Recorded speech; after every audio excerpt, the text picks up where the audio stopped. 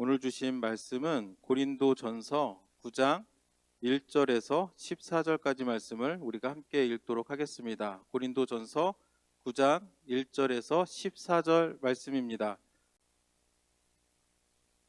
우리가 이제 성공적인 그 삶을 이제 사는 사람들을 이렇게 살펴보면 그들에게는 이제 한 가지 공통점이 있는데, 이제 그것은 그 삶에 있어서 그 뚜렷한 원칙을 가지고 이제 살아간다라는 것을 우리가 발견하게 됩니다. 근래에 백종원이라는 사람이 이제 굉장히 사람들 사이에서 인기가 좋습니다. 백종원이라는 사람이 나와서 음식과 관련된 이제 많은 이제 프로그램을 진행을 하는데, 사실 저는 그것을 보지 않다가 이제 얼마 전에 골목 식당이라는 것을 한번 이제 보게 되었습니다. 그걸 보다 보니까 이 사람에게는 이제 뚜렷한 철학이 있고 이제 원칙이 있다라는 것을 이제 발견하게 됐고, 이제 그것을 프로그램을 통해서 계속적으로 강조하는 것이 뭐냐면 그 초심을 강조하고 한번 세운 원칙을 주변의 상황이나 다른 사람들의 말 때문에 원칙을 바꾸지 말고 이제 쭉 그 원칙을 지키며 이제 나아가라라고 하는 것을 강조하는 것을 이제 보게 되었습니다. 이렇게 세상에서의 삶뿐만 아니라 우리가 신앙의 삶 속에서도 이렇게 우리가 분명한 원칙을 가지고 우리가 신앙생활을 해 나가는 것은 우리가 신앙생활도 굉장히 성공적으로 잘 하기 위해서는 굉장히 필요합니다. 저 같은 경우에는 제 나름의 그 결심 가운데 한 가지가 뭐냐면 교회에 이제 덕을 세우는 사람이 되자라고 하는 그 마음을 가지고 항상 이제 살아왔습니다. 유학생활을 하다 보니까 이제 저뿐만 아니라 대부분의 유학생들이 없는 게 굉장히 많습니다. 재정적으로도 부족함이 많고, 또 여러 가지 뭐 미국에서 잡도 이렇게 제대로 구할 수가 없고, 신분의 문제 때문에 어려움을 겪기도 하고, 그러다 보니까 많은 신학생들 어떤 생각을 하냐면 좀 교회에서 좀 이렇게 나를 좀 도와줬으면 좋겠다, 이런 이제 생각을 이제 많이 가지고 있는데, 저 같은 경우는 덕을 바라보지 말고 오히려 덕을 세우는 사람이 되자라는 이제 마음을 가지고 사역을 할 때에도 내가 할 수 있는 것보다 한 가지라도 한번 더 해보자라는 마음을 가지고 사역을 해오고 있는데, 대개 이런 이야기를 하면 이제 성도님들은 어떤 생각을 하냐면 목사님이니까 그런가 보다라고 이제 생각을 합니다. 근데 꼭 목회자뿐만 아니라 일반 우리 성도님들 가운데에서도 이렇게 신앙의 분명한 원칙을 세워두고 이렇게 신앙 생활을 해나가면 여러 가지 유익이 있을 줄로 믿습니다. 제가 아는 한 집사님은 어떤 말씀을 하시냐면 본인은 아침에 일어나서 반드시 이제 말씀 묵상을 하겠다라는 원칙을 가지고 있다고 합니다. 그래서 내가 만약에 말씀을 묵상하지 않으면 내가 밥도 먹지 않겠다라고 이렇게 결심을 해가지고 그렇게 그 아주 오래 전부터 이제 그 결심을 지키면서 살아오고 있다라는 그 이야기를 들은 적이 있습니다. 제가 한국에서 만났던 어떤 집사님은 어떤 원칙이 있냐면 꼭 주일은 내 본교회에서 지키겠다라는 그 원칙을 가지고 이제 사는 분을 뵌 적이 있습니다. 우리가 물론 이제 신학적으로 따지면 하나님이 본교회에만 있는 것은 아니라는 것은 다 알지만, 그래도 그분 같은 경우는 본인의 신앙의 바른 양심을 지키기 위해서 내가 주일은 반드시 본교회에서 지키겠다 그랬더니 와이프가 불만이 많더라고요. 어디 가면은 꼭 토요일날 집으로 와야 된다라는 거예요. 왜냐하면 주일은 본교회에서 지켜야 되니까 자꾸 와야 된다고 하니까, 와이프는 좀 때로는 이제 불평도 하고 이제 그런 것을 보았는데, 또 그분만의 원칙을 가지고 신앙생활을 잘 해 나가는 것을 이제 보았습니다. 마찬가지로 오늘 본문에서는 이제 사도 바울이 이야기가 나옵니다. 사도 바울이 그 오늘 본문을 통해서 이제 두 가지 원칙을 알게 되는데, 사실 오늘 본문은 8장에 있었던 우상에게 바쳐진 음식을 이제 먹어도 되느냐, 이제 말아야 되느냐라는 것에 이제 연장선상에 있는 이제 말씀이라는 것을 이제 우리가 좀 이해해야 될 필요가 있습니다. 우상에게 드려진 제물을 먹어야 되느냐, 말아야 되느냐. 지난 시간에 우리가 이제 살펴보았듯이 그것은 자유입니다. 먹을 수도 있고 먹지 않을 수도 있는데, 사도 바울이 이 우상에게 바쳐진 음식에 대한 이야기를 하면서, 그리고 오늘 9장에 있는 이 말씀을 통해서 그의 삶의 그 두 가지 원칙이 뭐냐면, 첫째는 내 삶에 있어서 내게 주어진 자유를 함부로 쓰지 않겠다라는 원칙을 가지고 있다는 것을 우리가 알 수 있습니다. 그래서 고린도전서 8장 9절 말씀을 보면, 그런즉 너희 자유가, 여기서 말하는 자유는 음식을 먹을 수도 있고 이제 안 먹을 수도 있는 건데, 너희 자유가 믿음이 약한 자들에게 걸려 넘어지게 하는 것이 되지 않도록 조심하라라고 그렇게 이야기하는 것을 보게 됩니다. 먹을 수도 있고 안 먹을 수도 있지만 그 자유가 내 형제에게, 믿음이 약한 어떤 사람에게 있어서 실족할 만한 일이 된다면 이제 그것을 하지 않겠다라는 것이 이제 사도 바울의 그 원칙이라는 것을 우리가 알게 됩니다. 두 번째 사도 바울의 원칙은 뭐냐면, 내가 가진 권리를 쓰지 않겠다라는 겁니다. 왜냐하면 한 영혼이라도 그것에 장애가 되어서 그가 구원을 받는데 장애가 된다면 내가 가진 자유를 쓰지 않겠다라고 그렇게 이야기를 합니다. 그래서 고린도전서 8장 13절에서 사도 바울은 어떻게 이야기를 하냐면, 그러므로 만일 음식이 내 형제를 실족하게 한다면 나는 영원히 고기를 먹지 아니하며 내 형제를 실족하지 않게 하리라 라고 그렇게 이야기를 합니다. 왜 권리를 안 쓰느냐? 쓸 수도 있고 안 쓸 수도 있는데, 믿음이 약한 한 형제라도, 한 영혼이라도 하나님의 구원에 이르는데 방해가 된다면 나는 내 권리를 쓰지 않겠다. 그래서 고린도전서 10장 33절에서 사도 바울은 이렇게 고백을 합니다. 나와 같이 모든 일에 모든 사람을 기쁘게 하여 자신의 유익을 구하지 아니하고 많은 사람의 유익을 구하여 그들로 구원을 받게 하라. 이것을 통해 가지고 사도 바울의 관심은, 사도 바울의 초점은 영혼을 구원하는 데 있다라는 것을 이제 알 수가 있습니다. 이 한 영혼이라도 구원하기 위해서 마땅히 내게 주어진 자유, 마땅히 내게 주어진 권리를 쓰지 않겠다라고 하는 것이 이제 사도 바울의 삶의 그 사역의 원칙이라는 것을 보게 되는데, 그러면 이런 원칙을 사도 바울은 어떻게 세우게 되었을까? 어떻게 사도 바울은 이런 원칙을 가지게 되었을까? 고린도전서 11장 1절에 보니까, 내가 그리스도를 본받는 자가 된 것 같이 너희는 나를 본받는 자가 되라. 이 말씀을 보니까 사도 바울은 어떻게 이 두 가지 원칙을 세웠는가? 예수님의 모습을 보고, 예수님이 사신 모습을 보고 나도 그렇게 해야 되겠다.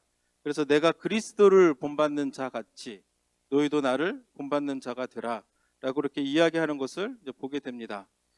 되게 우리가 내가 가진 권리를 마땅히 쓸 수 있지만 그 권리를 쓰지 않는 것, 내가 마땅히 그 권리를 쓰지 않고 포기하는 것은 굉장히 아름다운 일입니다. 그렇죠?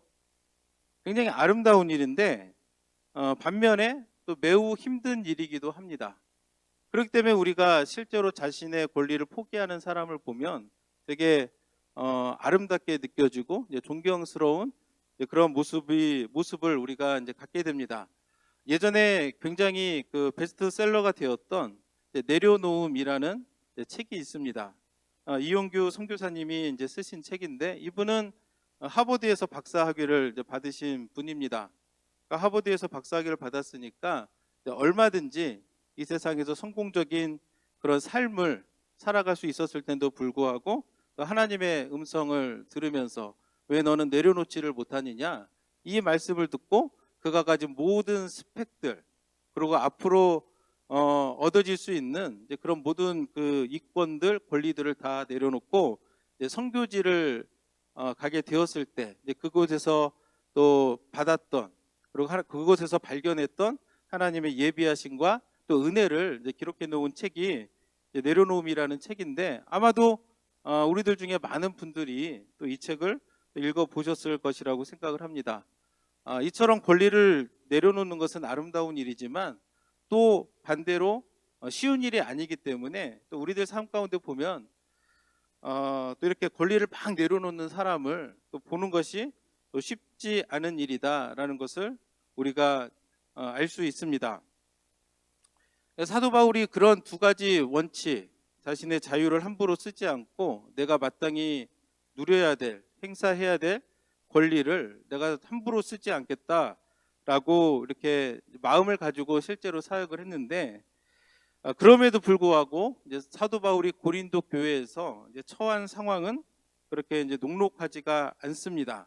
그래서 우리가 이미 살펴보았듯이 고린도전서 2장 3절에서는 내가 매우 두렵고 심히 떨었다라고 이제 고백을 하고 있는데, 그와 더불어서도 고린도 교회에서 이제 그 사도 바울의 그 어려운 가운데 하나는 뭐냐면 사도권에 대한 심각한 도전을 이제 받게 되었다라는 것을 우리가 이미 말씀을 통해서 이제 배웠음을 우리가 알게 됩니다. 더구나 고린도 교회는 아주 말을 잘하는 아볼로라는 사람이 또 함께 사역을 하다 보니까 그 둘 사이에는 굉장히 아름다운 동역의 관계였음에도 불구하고 또 사람들이 또 무리를 나누어서 또 편을 가르고 이제 다른 사람들을 대적하고 이제 그러한 이제 상황 가운데 놓여 있게 됐는데, 일반적으로 사도가 되려면 이제 어떻게 해야 되느냐? 일반적으로 12사도를 우리는 기억합니다. 예수님께서 택하셨던 12사도. 나중에 유다의 배신으로 인해서 맏디아라는 사람을 대신 이제 세워서 12제자가 그 사도로 이렇게 우리는 생각을 되는데, 사도가 되려면 어떻게 되냐? 사도행전 1장 22절의 말씀 보니까 항상 우리와 함께 다니던 사람 중에 하나를 세워 우리와 더불어 예수께서 부활하심을 증언할 사람이 되게 하여야 하리라 하거늘. 이것은 뭐냐면 유다가 배신을 하고 나서 그 공석에 된 그 한 자리를 이제 그 채워야 되는데 어떤 사람으로 그 사도로 뽑아야 될까라고 하는데 두 가지 조건이 있습니다. 뭐냐면 우리와 함께 다니던 사람 중에라는 겁니다. 우리와 함께 다니던 사람이라는 뭐냐면 그도 예수님이 직접 택하신 12제자에는 속하지 못할지라도 적어도 예수님을 따르고 예수님을 보고 그 예수님으로부터 이렇게 가르침을 받은 그 사람이어야 한다고 사도의 자격을 이제 말하고 있는 것을 보게 되고, 두 번째 그 조건은 뭐냐면 예수께서 부활하심을 증언할 사람이 사도의 조건이 된다라고 그렇게 초대교회 사람들은 이해를 하고 있었습니다. 그런데 우리가 다 알다시피 사도 바울은 어떻습니까? 예수님이 살아계실 때에 정말 예수와 함께 다니던 그 사람들 틈에 사도 바울이 있었는가? 아니죠. 우리는 다 알고 있습니다. 오히려 반대편에 있었습니다. 굉장히 율법에 충실했었던 사람이고 또 그로 인해서 예수 믿는 사람들을 심하게 박해했었던 그런 경력이 있다라는 것을 다 알고 있습니다. 그렇다 보니까 많은 사람들이 사도 바울의 그 사도권에 대해서 의심을 품는 사람들이 굉장히 많았습니다. 또한 그가 전하는 그 메시지만 보더라도 당시에 12제자들이 전했던 메시지하고는 약간 결이 다릅니다. 사도 바울이 하는 얘기는 뭐냐면 할례를 받지 않아도, 그러니까 영적인 할례만 받아도 하나님의 자녀가 될 수 있다. 사도들과는 약간 결이 다른 복음을 전하였고 이방인들까지도 다 하나님의 그 은혜 안에 포함이 된다라고 하는 약간 결이 다른 복음을 전하다 보니까 당시에 유대교회 굉장히 그 열렬함을 가지고 있던 사람들로부터는 이렇게 의심을 받았던 것도 사실이기도 합니다. 그렇기 때문에 이제 사도 바울 같은 경우는 항상 그가 사역을 하는 가운데 이런 사도권에 대한 이제 공격을 받으면서 사역을 해왔는데, 그가 직접 개척을 했었던 고린도 교회라고 해서 또 예외가 아니었는데, 이것에 대해서 이제 사도 바울은 굉장하게 이제 자신의 그 사도권을 이제 주장을 합니다. 그래서 아는 것처럼 고린도전서 15장 8절 9절에 보면 어떻게 이야기를 하냐면, 맨 나중에 만삭되지 못하여 난 자 같은 내게도 보이셨느니라. 본인도 예수님을 직접 만났다라고 그렇게 이야기를 합니다. 그가 다메섹 도상에서 예수님을 또 만난 것, 그런 것들을 다시 언급하고, 나도 부활하신 주님을 직접 봤다. 그러면서 나는 사도 중에 가장 작은 자라. 나는 하나님의 교회를 박해하였으므로 사도라 칭함 받기를 감당하지 못할 자니라 라고 그렇게 이야기를 합니다. 사도 바울이 하는 얘기는 뭐냐면, 비록 내가 과거에 하나님의 교회를 박해한 그런 적은 있었을지라도 나도 나 같은 자에게도 예수님께서 직접 오셔서 그분을 보이시고 나를 사도로 불러주셨기 때문에 나도 가장 작은, 가장 연약할지라도 사도는 사도다라고 하는 것을 굉장히 강조를 하고 있습니다. 그러니까 본인도 그 두 가지 조건에 부합을 한다라는 겁니다. 비록 살아있을 때는 아니지만 본인도 부활하신 주님을 만났고, 또 본인도 예수 그리스도의 부활을 증거하도록 부름을 받았기 때문에 나도 사도다. 그와 더불어서 9장 1절 2절에서는 어떻게 이야기를 하냐면, 내가 자유인이 아니냐, 사도가 아니냐, 예수 우리 주를 보지 못하였느냐, 주 안에서 행한 나의 일이 너희가 아니냐. 2절에 보니까 다른 사람들에게는 내가 사도가 아닐지라도 너희에게는 사도이니 나의 사도됨을 주 안에서 인친 것이 너희라 라고 그렇게 자신의 사도권에 대해서 이야기를 합니다. 이 이야기는 뭐냐면, 사도 바울이 내가 사도라고 말하는 그 두 가지는, 첫째는 아까 말씀드렸듯이 나도 부활하신 주님을 만났다. 나도 주님께서 그 이방인의 사도로 나를 불러주셨기 때문에 나도 사도다라는 것을 첫 번째 이야기하고, 두 번째는 뭐냐면, 고린도 교회 성도들, 너희들이 바로 내가 사도의 증거다. 내가 진짜 사도가 아니었으면 이 정말 죄가 만연한 이 도시에 이렇게 교회가 세워져서 너희들이 하나님의 은혜로 성도라 부름을 받으면서 믿음의 공동체로 자라날 수 있었겠느냐라고 반문을 합니다. 그러니까 사도 바울의 그 주장은, 너 고린도 교회 성도들을 보면서 너희들이 내가 하나님의 진짜 부름을 받은 사도임을 나타내는 증거다라고 그렇게 이야기를 합니다. 그래서 2절에 다른 사람들에게는 내가 사도가 아닐지라도 너희에게만은 내가 사도다. 이 말은 뭐냐면, 고린도 교회 성도들, 당신들이 내가 진짜 사도임을 하나님 안에서, 그리스도 안에서 증거하는 것이다 라고 그렇게 이야기를 하고 있습니다. 그럼에도 불구하고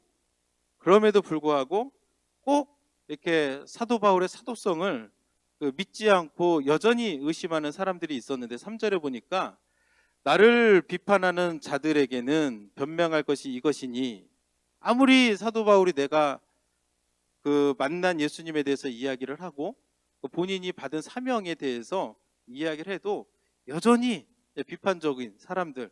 근데 여기서 비판하는 자들은 그냥 좀 의심하는 데서 그치지 않고 굉장히 적극적으로 사도 바울을 대적했던, 해악을 끼쳤던 그런 사람들을 의미합니다. 그래서 아까쯤에 이제 말씀드렸듯이 사도 바울은 자기네 자유를 함부로 쓰지도 않았고 자신의 권리를 쓰지도 않았습니다. 그럼 만약에 여러분들이 그런 사람들을 오늘날 보게 되면 어떤 마음을 갖겠습니까? 굉장히 존경하는 마음을 가질 거라고 생각을 합니다. 자신의 권리를 쓰지 않고 낮아지고 겸손하고 검소하게 그렇게 사는 사람을 보게 된다면 모두가 다 흠모하면서 존경하면서 따를 텐데, 그러나 예나 오늘이나 꼭 그 이상하게 좀 바라보고 또 어떤 것을 해석하는 사람들이 있었는데, 이렇게 비판하는 사람들은 이 사도 바울이 자신의 권리를 이렇게 마땅히 한 영혼이라도 실족하지 않게끔 막기 위해서 자신의 권리를 포기하고 자유를 제한하고 조심했는데, 이것을 어떻게 이해하고 생각을 했느냐. 4절부터 6절 말씀을 보면, 우리가 먹고 마실 권리가 없겠느냐, 우리가 다른 사도들과 주의 형제들과 게바와 같이 믿음에 자매된 아내를 데리고 다닐 권리가 없겠느냐? 어찌 나와 바나바만 일하지 아니할 권리가 없겠느냐라고 그렇게 이야기를 하는데, 그들을 비판하는 사람들은 도리어 이것을 보고 뭔가 문제가 있나 보다라고 이렇게 생각을 하는 겁니다. 뭔가 문제가 있기 때문에 마땅히 사도로서 가져야 될 권리가 있음에도 불구하고 그것을 행사하지 않는 것이 그리스도 안에서 그 아름다운 일이라 생각을 안 하고 뭔가 문제가 있어서, 뭔가 하자가 있어서 이렇게 사도라 이렇게 그 사도의 권리를 행사하지 않는다라고 이제 계속적으로 비판하는 사람들은 비판하고 있는 것을 우리가 알게 됩니다. 그래서 우리가 이것을 분명히 알아야 되는 것은 뭐냐면, 사도 바울이 그 권리를 포기한 이유는 뭐냐면 그가 흠이 있어서, 그의 사도직에 어떤 부정한 것이 있어서 도둑이 제발 저리는 그 마음으로 그런 것이 아니라 한 영혼이라도 복음의 장애가 되지 않게 하기 위해서 이제 그랬다라는 것을 우리가 기억을 해야 될 필요가 있습니다. 그래서 그 사도 바울은 이제 율법에 대해서 이제 비유를 합니다. 고린도전서 9장 9절을 보면 모세의 율법에 곡식을 밟아 떠는 소에게 망을 씌우지 말라 기록하였으니 하나님께서 어찌 소들을 위하여 염려하심이냐라고 그렇게 이야기를 합니다. 마땅히 사도 바울이 복음을 전하는 자로서 받아야 될 권리가 있습니다. 그 중에 하나가 뭐냐면 복음을 행하고 적당한 사례를 교회에서 받는 것이 그에게 사도에게 주어진 당연한 권리입니다. 6절에서 왜 나와 바나바만 일하지 아니할 권리가 없겠느냐? 자기가 그 본인이 교회에서 사역을 했으면 그 사례를 받는 것은 정당한 권리인데, 우리가 아는 것처럼 사도 바울은 이곳에서 텐트를 만들며 자비랑으로 사역을 했다는 것을 알 수 있습니다. 근데 이게 어떤 부족함이 있어서, 뭔가 약점이 있고 흠이 있어서 그런 게 아니라 그 연약한 그 형제들을 위해서 그렇게 한 것인데, 율법에서 이제 어떻게 이야기를 하냐면 곡식을 밟아 떠는 소에게 망을 씌우지 말라. 소들이 막 일을 합니다. 그러면 곡식이 막 이렇게 주변에도 떨어지고, 이제 그러다 보면 일을 하는 소 입장에서는 조금 이렇게 먹고 싶은 마음이 있겠죠. 근데 나쁜 그 농부들은 그 입에다가 멍에를 씌워가지고 일은 엄청 하게 하는데 그 나달은 먹지 못하게 하는 사람들이 있었다는 겁니다. 그래서 하나님이 율법에 기록되기를 뭐라 하냐면, 일하는, 비록 소라도 일할 때에는 그 입에 멍에를 씌우지 말게 하고 일을 함에 정당하게 그것을 조금 먹을 수 있게끔 해줘라 라고 말했는데, 왜 이것을 하나님이 말씀하셨겠느냐라고 물어보는 겁니다. 하나님께서 소들을 위해서 이것을 했겠느냐? 소가 염려돼서 하나님께서 그런 말씀을 주셨겠습니까? 아니죠. 오늘날에 그 트렌드가 있습니다. 이제 그 목회자들을, 교육자들을 살해를 하는 것에 대해서 어떤 그 생각들을 많이 가지고 있냐면, 목회자는 이제 가난해야 된다라는 그 마음을 가지고 있는 분들이 이제 굉장히 많이 있습니다. 저도 실제로 이런 얘기를 여러 번 이제 들어봤는데, 이게 맞습니까? 틀립니까?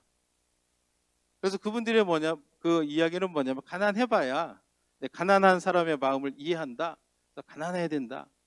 그런데 성경적으로 보면 그렇지 않다라는 거예요. 가난해봐야 가난한 사람들을 이해하는 것이 아니라 하나님의 은혜가 있어야 그런 사람들의 마음을 이해하는 거거든요.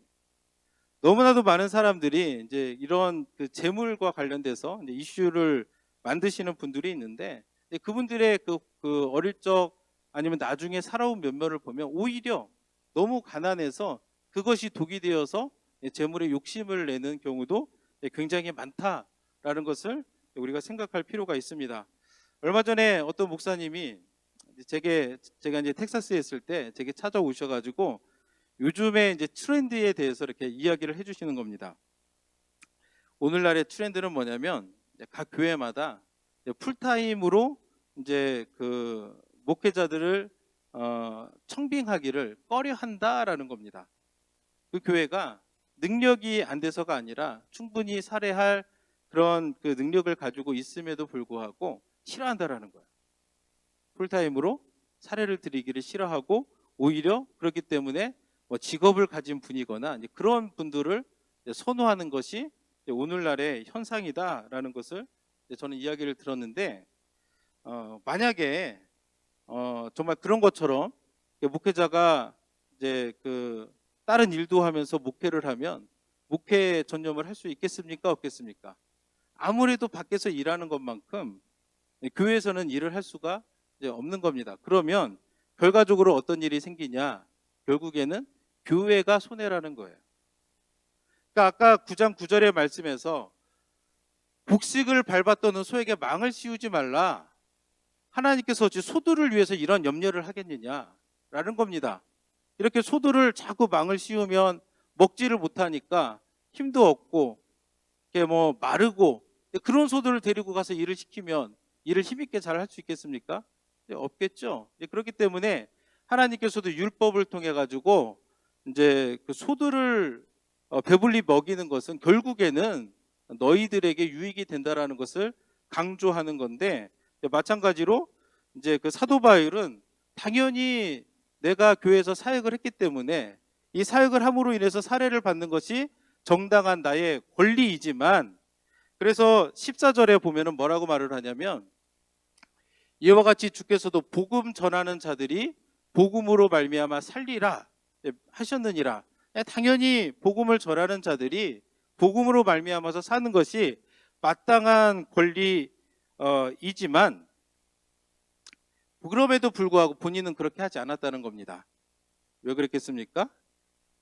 한 영혼을 실족하지 않게 하기 위해서 그랬다는 겁니다. 그래서 12절의 말씀에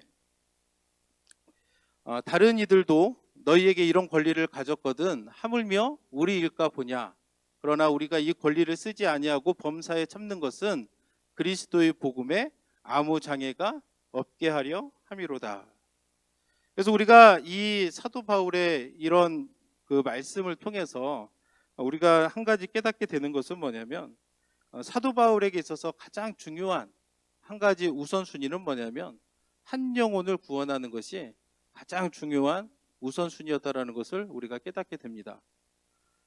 따라서 우리도 우리가 이렇게 믿음 생활을 해나갈 때 우리의 우선순위는 어디에 있는가를 생각을 해봐야 됩니다. 내 권리, 내가 가진 자유가 우선시 되면 그 안에는 은혜가 메마를 수밖에 없는 겁니다. 지금 우리가 계속해서 고린도 교회의 모습들을 다루고 있습니다. 이들의 문제가 뭡니까? 다른 사람들을 생각 안 하는 거예요. 그곳에 하나님의 은혜가 넘쳤습니다. 지식도 부족함이 없었습니다. 뭐가 부족했는가? 한 영혼에 대한, 그 영혼을 위해서 내가 낮아지고 내가 겸손해지고 그 마음이 부족했다라는 것을 우리가 말씀을 통해 깨닫게 됩니다. 그래서 우리가 오늘날 우리가 믿음 생활해 나갈 때에도 우리는 우리의 생각과 마음이 어디에 있는가라는 것을 우리가 늘 중간중간 돌이켜보고 확인해보고 나아가야 됩니다. 사도의 자격은 뭐냐? 예수 그리스도의 부활을 증거하는 사람이 사도의 자격이 있다라는 것을 우리가 말씀을 배웠습니다. 오늘날 우리 교회의 사명은 무엇인가? 똑같습니다.